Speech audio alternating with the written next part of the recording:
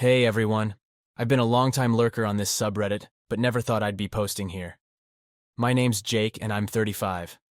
I've been married to my wife Emma, who's 32, for about 8 years now. We have 2 kids, our daughter Lily, who's 6, and our son Max, who's 4.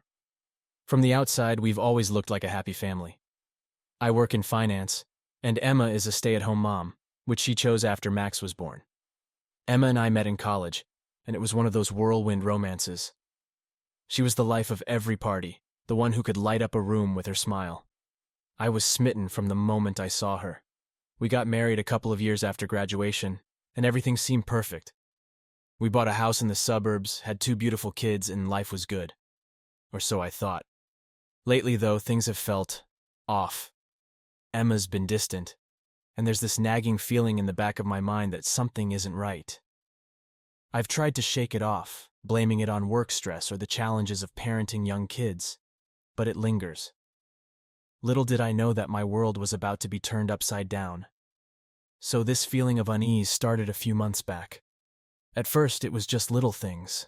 Emma being on her phone more often, laughing at texts she wouldn't share, and making vague comments about running errands that took way longer than they should have. I'd catch glimpses of her smiling at her screen, and then quickly hiding it when I came into the room. I didn't want to jump to conclusions, but my gut was telling me something was off. One night, she mentioned she was going to visit her friend Sarah, who lives about half an hour away. She got all dressed up, more than usual for just a girls' night, but I didn't think too much of it. After she left, I started getting the kids ready for bed, and noticed that she'd left her laptop open on the kitchen counter. Now, I'm not usually the snooping type, but something compelled me to take a look. Her email was open, and I saw a message from someone named Tom. The subject was tonight. My heart started racing as I clicked on it. It was just a short message. Looking forward to seeing you. Same place as last time? I felt a cold chill run down my spine. I knew all of Emma's close friends, and there was no Tom among them. I tried to push the thought out of my mind, telling myself it was probably innocent, but I couldn't shake the feeling that it wasn't. Over the next few weeks, I started paying more attention to her behavior. She was more secretive with her phone, always making sure it was face down or in her pocket. She also started taking more frequent and longer errands. I noticed she'd get defensive when I'd ask about her day or who she was with. One evening, I decided to casually bring up Tom, hoping to see her reaction. We were having dinner, and I asked, "Hey, do you know anyone named Tom? I think I saw an email from him on your laptop." Her face paled for a split second before she recovered. "Oh, Tom? He's just someone I met at the grocery store. He helped me with my bags one day, and we exchanged emails because he mentioned a good recipe for lasagna." It sounded plausible, but something about her quick recovery and overly detailed explanation didn't sit right with me. I nodded, pretending to buy the story, but my suspicion only grew. One day, when Emma said she was going out to run some errands, I decided to follow her. I felt terrible about it, like a paranoid husband, but I needed to know. She drove to a small cafe on the other side of town, not the usual grocery store she frequented. I parked a little down the street and watched as she went inside. A few minutes later, a taxi pulled up, and a guy got out. An average-looking guy, maybe in his early 40s. He walked into the cafe, and through the window, I saw him greet Emma with a hug and a kiss on the cheek. They sat down together, talking and laughing, looking way too comfortable with each other. My heart sank. This was definitely more than just a friendly encounter. I stayed in my car, watching them for what felt like an eternity, but it was only about an hour. When they finally left, they went their separate ways, Emma back to her car and the guy back to his taxi. I drove home in a daze, my mind racing. I couldn't believe what I had just witnessed. Emma was meeting with a taxi driver, and it was clear there was something going on between them. I knew I had to confront her, but I wasn't sure how or when. All I knew was that my life was starting to unravel, and I needed to get to the bottom of it. I spent the next few days in a state of numbness, going through the motions of daily life while trying to piece together how I was going to confront Emma. The more I thought about it, the more I realized I needed concrete evidence before I said anything. If I was going to confront her, I wanted there to be no doubt about what I had seen. I started by doing a bit of snooping around the house whenever Emma wasn't home. I felt like a horrible person for it. but I needed to know the truth. I checked her laptop again, but she'd become more careful about logging out of her email. Her phone was always with her, so that was out of the question. I even went through her drawers and found nothing out of the ordinary. Then, I remembered the home security cameras. We had installed them a couple of years ago after a series of break-ins in the neighborhood. There was one that covered the driveway, and another that captured part of the street. I hadn't checked the footage in months, but maybe it could give me a clue. I spent a few hours going through the recordings, feeling like a detective in my own home. There wasn't much at first, just the usual comings and goings. But then I struck gold. On a few occasions, I saw the same taxi pulling up to our house, and Emma getting into it. The timestamp on the videos matched the times she said she was running errands or visiting friends. My stomach churned as I watched her leave with the taxi driver Tom. I knew I needed more evidence, something undeniable. So I decided to set up a small camera in the living room. I hid it behind some books on the shelf, pointing towards the front door. If Emma was meeting Tom while I was at work, I'd catch them. The next few days were excruciating. I acted normal around Emma, pretending everything was fine while my insides were in turmoil. Finally, one evening, after putting the kids to bed, I checked the footage from the hidden camera. My heart pounded as I watched Emma let Tom into our house. They sat on the couch, talking and laughing. Then things got more intimate. They started kissing, and before I knew it, they were heading upstairs. I felt sick to my stomach, but I kept watching, knowing I needed to see this through. They were in our bedroom for nearly an hour before Tom left, and Emma casually tidied up as if nothing had happened. I had my proof. There was no denying it now. I spent the night tossing and turning, trying to figure out how to confront her. I knew it wasn't going to be easy, but I also knew I couldn't keep living like this. The next morning after dropping the kids off at school, I asked Emma if we could talk. She looked a bit surprised, but agreed. We sat in the living room, and I could barely contain my anger and hurt. "Emma, I need to know the truth," I started, my voice shaking. "I know about Tom." Her face went pale, and she opened her mouth to speak, but no words came out. I pulled out my phone and showed her the footage. "I saw everything," I said quietly. "You've been lying to me." Tears welled up in her eyes, and she started to cry. "Jake, I'm so sorry," she said between sobs.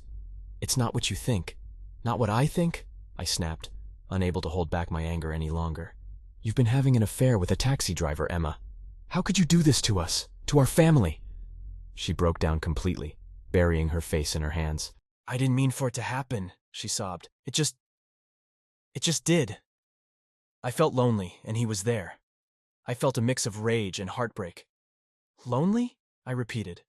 "I've been here, Emma. I've been right here every day for you and the kids. How could you betray me like this?" She didn't have an answer.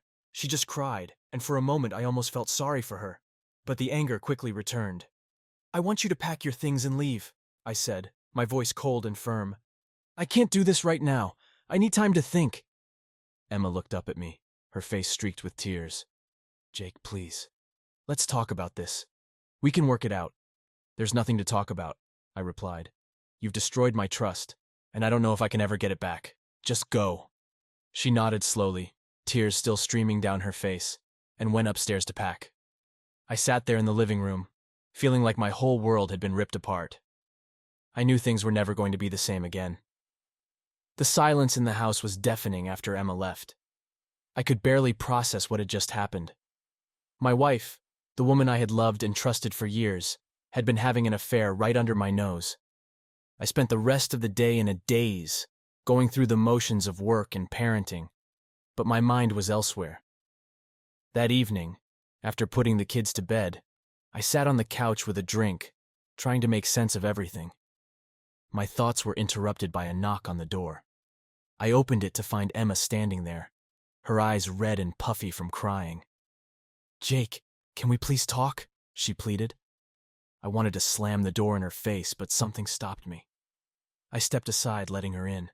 We sat down in the living room, and for a moment neither of us spoke.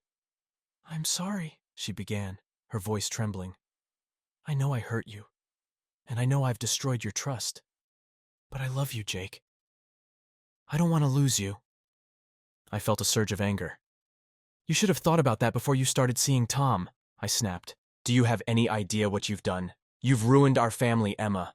How am I supposed to trust you again? She flinched at my words, tears welling up in her eyes again. I know I made a huge mistake, she said, but I was so lonely, Jake. You were always busy with work, and I felt like I was invisible to you.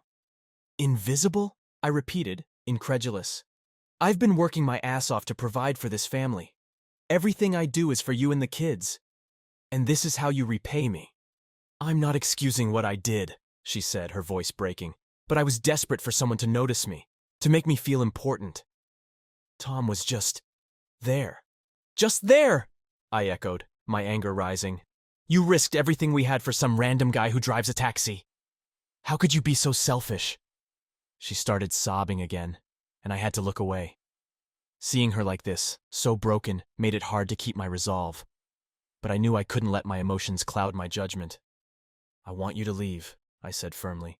I need time to think, and I can't do that with you here. Where am I supposed to go? She asked, her voice small and vulnerable. I don't know, I replied coldly. But you need to find somewhere. I can't deal with this right now. She nodded slowly, wiping her tears. Okay, I'll go, she said quietly. But please, Jake, can we at least try to work this out? For the kids? I sighed, feeling the weight of her words. I knew I couldn't make any decisions right now. I don't know, Emma. I need time. Just go. She stood up and headed towards the door, pausing for a moment. I'm so sorry, she whispered before leaving. As the door closed behind her, I felt a mix of relief and despair. I had finally confronted her, but it didn't make me feel any better. If anything, it just made the pain more real. The next few days were a blur. I focused on the kids, trying to keep things as normal as possible for them. I didn't tell them what was going on, just that Mommy was staying with a friend for a while. It broke my heart to see them confused and sad, but I couldn't bring myself to explain the truth. One evening, about a week after Emma left, I got a call from her. She asked if she could come over to talk. Reluctantly, I agreed. I knew we needed to figure out what was next, for the kids if nothing else. When she arrived, she looked exhausted. We sat down at the kitchen table, and she took a deep breath. Jake, I know you don't want to hear this, but I've been seeing a therapist, she said. I'm trying to understand why I did what I did and how I can make things right. I nodded, unsure of what to say. That's good, I finally replied. But it doesn't change what happened. I know, she said, her voice trembling. But I want to try to fix this. I want us to go to couples therapy. I know it won't be easy, but I'm willing to do whatever it takes. I felt a flicker of hope, but it was quickly overshadowed by doubt. How do I know you're serious? I asked. How do I know you won't just do it again? You don't, she admitted. But I'm willing to prove it to you, however long it takes. I sighed, running a hand through my hair. I don't know, Emma. I'm not sure if I can ever trust you again. Please, Jake, she begged, just give me a chance. For the kids, if nothing else. I looked at her, seeing the desperation in her eyes. Part of me wanted to believe her, to give her another chance. But the pain of her betrayal was still too raw. I'll think about it, I finally said. But I'm not making any promises. She nodded, tears streaming down her face. Thank you, she whispered. That's all I'm asking. As she left, I felt more conflicted than ever. I knew I needed to do what was best for the kids, but I also needed to protect myself. I just hoped I could find a way to do both. Despite agreeing to consider therapy, the rage and betrayal festered inside me. I couldn't shake the image of Emma with that taxi driver, and the more I thought about it, the angrier I became. Emma had shattered my trust, and while she was out there trying to fix herself, I was left picking up the pieces of our broken family. I decided I needed to take action, something to make her feel the same level of hurt and betrayal that I was experiencing. I wasn't proud of it, but I felt like I needed to regain some semblance of control over my life. I started by reaching out to an old friend from college, Chris, who now worked in cybersecurity. He owed me a favor, and I knew he had the skills to dig into Emma's digital life more deeply than I could. When I explained the situation, he agreed to help, albeit reluctantly. A few days later, Chris sent me a detailed report. It wasn't just Tom. There were other messages, other men. Most of them seemed harmless, flirty chats that never went anywhere. But the extent of her deceit was more than I had imagined. It fueled my anger even more. I decided to use this information to confront her in the most public way possible. If she wanted to destroy our family, I was going to make sure everyone knew the truth. Emma was still coming over regularly to see the kids. I told her we should have a family dinner to show the kids that we were still a team. She agreed, thinking it was a step towards reconciliation. On the night of the dinner, I set everything up perfectly. The kids were excited, thinking it was a sign that Mommy and Daddy were getting back together. Emma arrived, looking hopeful. We sat down to eat, and I waited for the right moment. After we finished dinner, I suggested that we watch a home video. The kids loved this idea, and Emma seemed touched by the gesture. Little did she know what I had in store. I put in a USB drive and played the footage on the TV. It started with a montage of our family memories, birthdays, holidays, vacations. Emma was smiling, reminiscing about the good times. Then the screen went black for a moment, and the hidden camera footage I had taken appeared. There was Emma, letting Tom into our house, kissing him and taking him upstairs. I watched her face as she realized what was happening. Her smile faded, replaced by horror. The kids were confused, looking back and forth between us, not understanding what they were seeing. "Jake, what is this?" she stammered, tears welling up in her eyes. "This," I said coldly, "is the truth. The truth about what you've been doing while I've been here, taking care of our family." She burst into tears, covering her face with her hands. The kids started crying too, scared and confused by what was happening. I turned off the video and looked at Emma, who was now sobbing uncontrollably. "How could you?" I demanded. "How could you betray us like this?" She couldn't answer, just kept crying. I took the kids upstairs, trying to comfort them as best I could. When I came back down, Emma was still sitting on the couch, a broken mess. "Get out," I said. "I don't want you here. You've done enough damage." "Jake, please," she begged. "I'm so sorry. I'll do anything to make it right." "It's too late for that," I replied coldly. "Just go." She left, and I felt a twisted sense of satisfaction. I had exposed her lies, and now everyone knew the truth. But as I sat alone in the living room, the satisfaction faded, replaced by a deep sadness. My revenge had hurt Emma, but it had also hurt our kids, and that was something I hadn't fully anticipated. The next few days were difficult. Emma called repeatedly, begging for forgiveness. But I ignored her. She reached out to friends and family, trying to explain, but I had already shared the footage with them. She was ostracized, and I could see the toll it was taking on her. Despite everything, part of me still cared about her. Seeing her so broken made me question if what I did was right. I had achieved my revenge, but it didn't bring me the closure I thought it would. Instead, it left me feeling emptier than before. One evening, as I was putting the kids to bed, Lily asked, "Daddy, why did Mommy leave? Doesn't she love us anymore?" I felt a lump in my throat, struggling to find the right words. "Mommy loves you very much," I said finally. "But sometimes, grown-ups make mistakes, and it takes time to fix them." "Will she come back?" Max asked, his eyes wide with innocence. "I don't know," I admitted. "But no matter what happens, we'll always be a family, and I'll always be here for you." They seemed satisfied with that, but it didn't make me feel any better. The reality of my actions hit me hard. I had let my anger and hurt drive me to a place I never wanted to go. I realized then that revenge wasn't the answer. It had only added to the pain and chaos in our lives. The next day, I called Emma. She answered on the first ring, her voice shaky and hopeful. "Jake, we need to talk," I said, "for the kids." She agreed, and we met at a nearby park. She looked tired, defeated. I felt a pang of guilt, knowing I had contributed to her state. "I'm sorry for what I did," I began. I was hurt and angry, but I realize now that it wasn't the right way to handle things. We need to figure out how to move forward, for the sake of the kids. She nodded, tears in her eyes. "Thank you, Jake. I'm sorry too. I know I don't deserve your forgiveness, but I want to try to make things right." "I don't know if I can forgive you," I admitted. "But we need to find a way to co-parent and support our kids. They deserve better than what we've given them."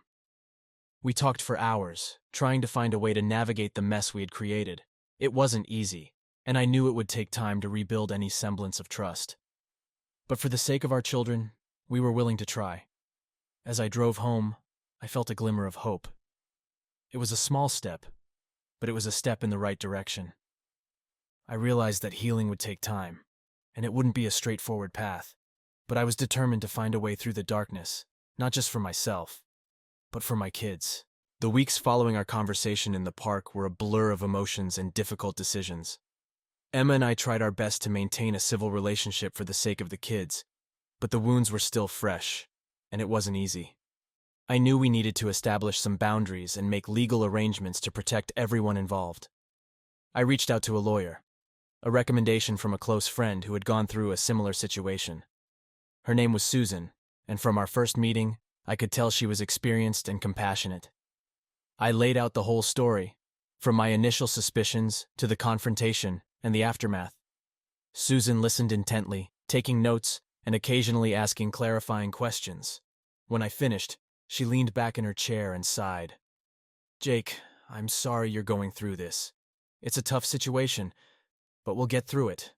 The first step is to file for legal separation."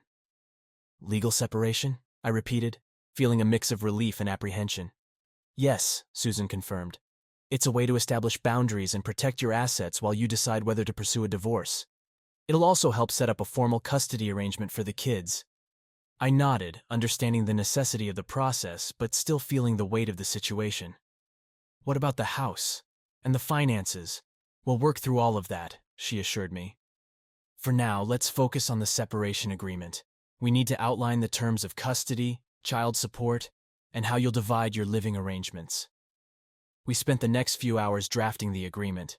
Susan was thorough, making sure we covered every detail. I felt a bit overwhelmed, but I knew it was necessary to protect my kids and myself.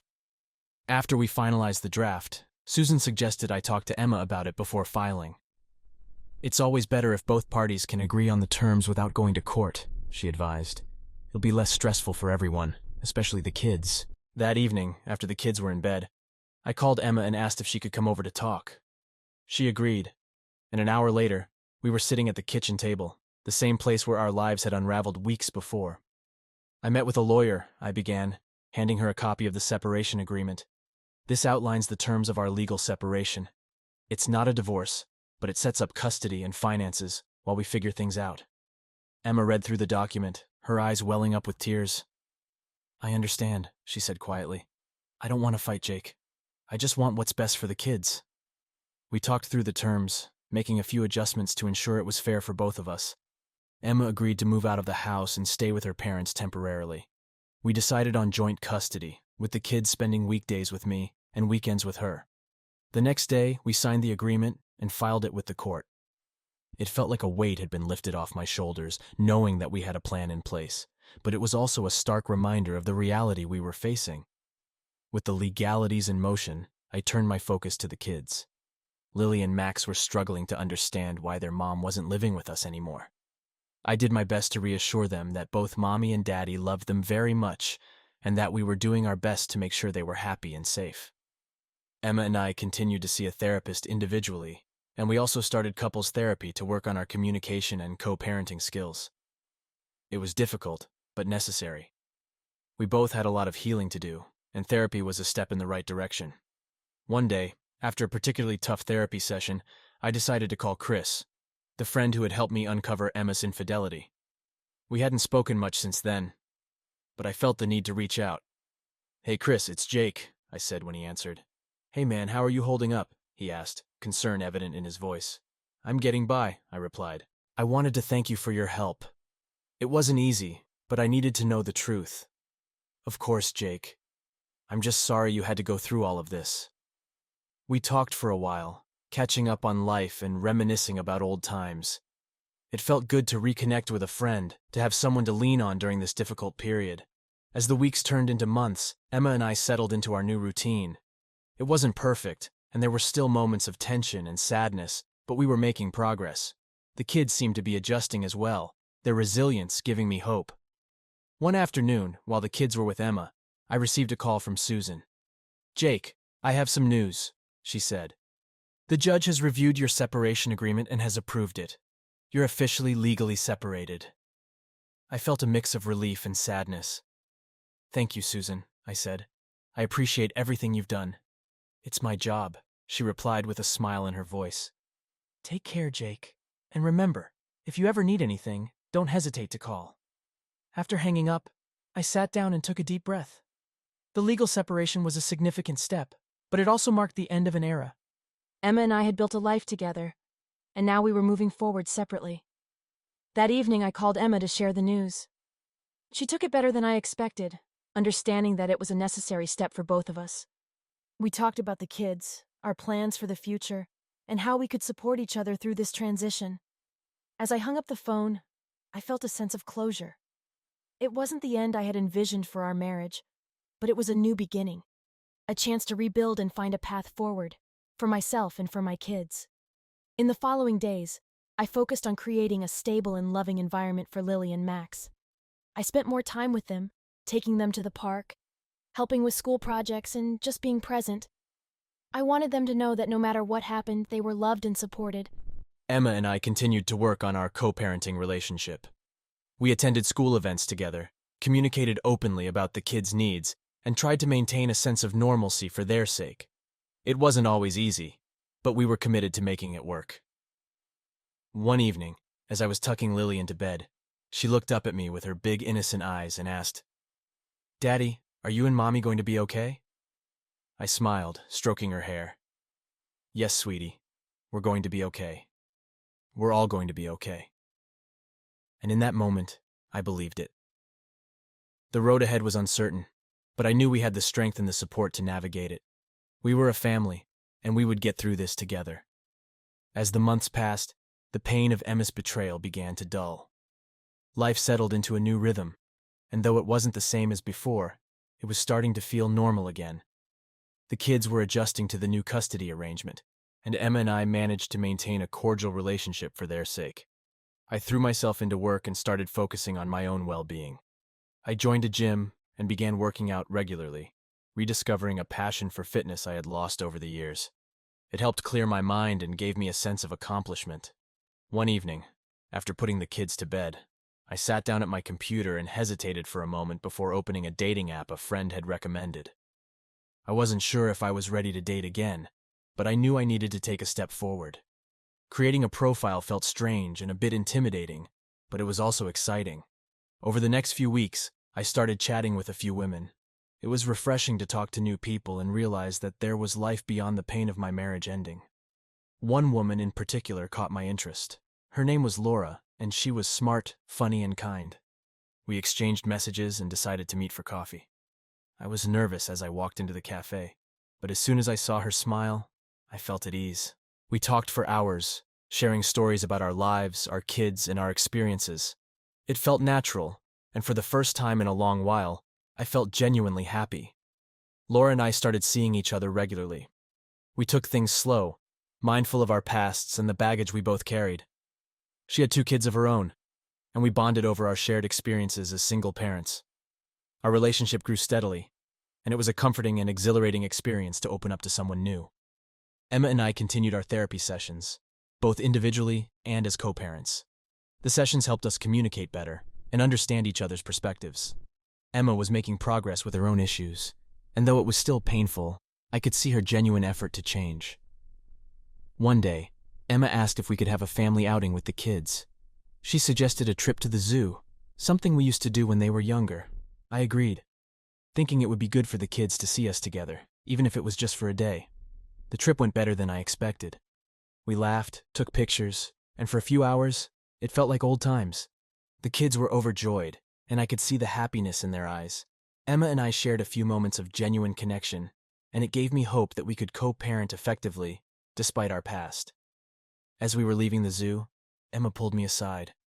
"Jake, I know I've hurt you deeply, and I don't expect things to ever be the same. But I want you to know that I'm truly sorry for everything. I hope someday we can be friends, for the kids' sake." I nodded, feeling a sense of closure. "I appreciate that, Emma. I really do. Let's just take it one day at a time." Our relationship continued to improve, and over time, we found a way to be amicable co-parents. The anger and resentment faded, replaced by a mutual understanding and respect. We weren't friends, but we were partners in raising our children. And that was enough. Meanwhile, my relationship with Laura blossomed.